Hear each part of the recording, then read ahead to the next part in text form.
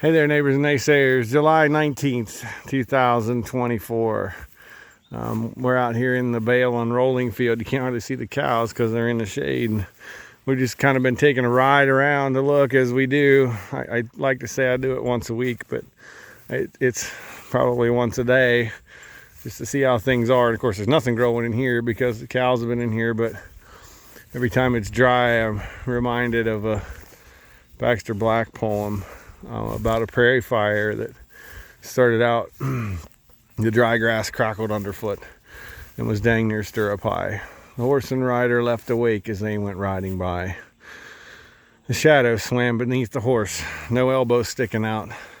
The hopper's thick as dirt road dust, the prairie sick with drought. No cattle in this section piece, they stayed down by the creek. The rider only rode to see how bad it was this week. Due east across the grassy sea he rode with squinting eyes. No clouds to break the baking heat. And it goes on to talk about the prairie fire. Much credit to Baxter Black for that. It's small comfort when it's like this, but I just wanted to stop and show, okay, so that's the hillside. There's some grass up there. We'll be grazing here in next week with the stalker steers. This is the switchgrass field in the foreground. And then this is what we've been just unrolling on.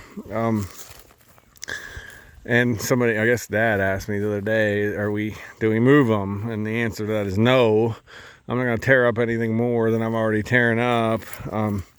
This is a Steinsberg soil. For us is a sandy soil, surprisingly enough. If any of you are into frontier history, this is a beech grove.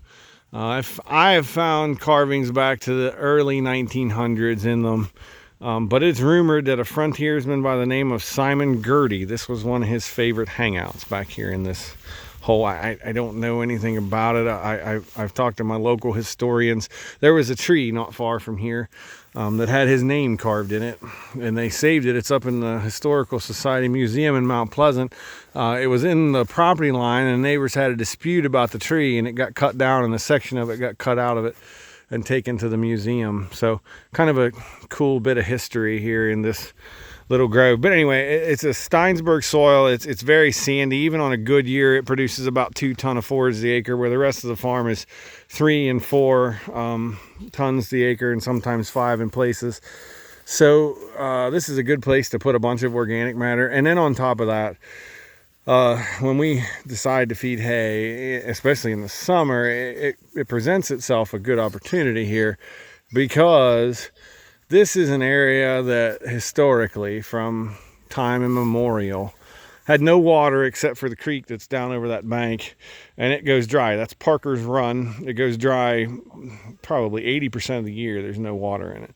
When it runs with a fury. It's knee deep or deeper. I've seen that whole valley run full of water, but it doesn't run all the time, especially once the upstream parts had been stripped for coal. But even prior to that, it didn't run much water. In this section, lower it does, but in this section, there's a sandstone ridge in the creek just below our property line, and it runs water all the time. So then the creek has water the rest of the way down. But anyway, this section of the pasture was the backside of the crop field, and there was no water here. So the cattle came back here to shade every day, back in the continuous grazing days, even our continuous grazing days and the previous landowners both. But then they went to water 3 or 4 times a day. And this is where I learned, from this field is where I learned that the cows will come about 3 times a day. And if they're more than 800 feet, the boss cow gets a drink, and the heifers never do get a drink, because the cow would make it to the water trough, drink, turn around, walk back out here, and the heifers would be standing up on the hill almost to the water trough, and they just turn around when she passes them. But I'm going into stories here, but because this field is so devoid of fertility, the only thing that really has any fertility is here underneath the trees. And of course, we're adding it to that problem with this hay, but we're trying to scatter hay out around the field here, add some organic matter, add some fertility to this field, and hopefully get it to produce. It's kind of a catch-22. I'd been grazing this field very, very light for the last 5-10 years, because we had trouble even getting bluegrass to grow back here because of all the years of over abuse and low fertility. And I just finally got fescue to kind of take hold here, and it'll come back. but now we're beating the tar out of it trying to feed hay. But at least we're going to get some fertility in here. So I guess that's the take-home message here today is, you know, if you're faced with these situations, pick out a good area. Like, this is not a place I could feed hay in the wintertime and really enjoy it, but I can feed hay here in the summer and get some fertility, and I'm really not losing that much in when and if we get rain. I'm not losing that much in yield by grazing this small section to the dirt, because it doesn't produce that much anyway. So I'm really not losing out. The switchgrass will make up for what this doesn't produce. Good news is I saw a map last night. They're calling Belmont County, which is a half a mile south of here, in a severe drought. That line comes, of course, north. It doesn't stop on the county line, and we are in the throes or the thickness of a severe drought.